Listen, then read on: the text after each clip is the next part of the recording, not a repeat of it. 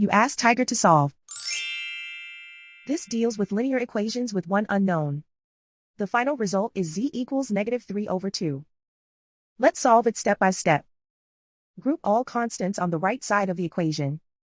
Add 3 to both sides. Simplify the arithmetic.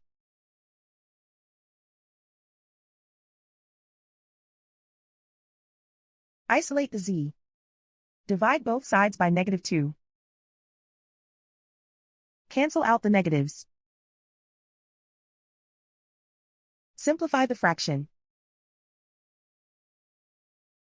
Move the negative sign from the denominator to the numerator. And so the final result is z equals -3/2.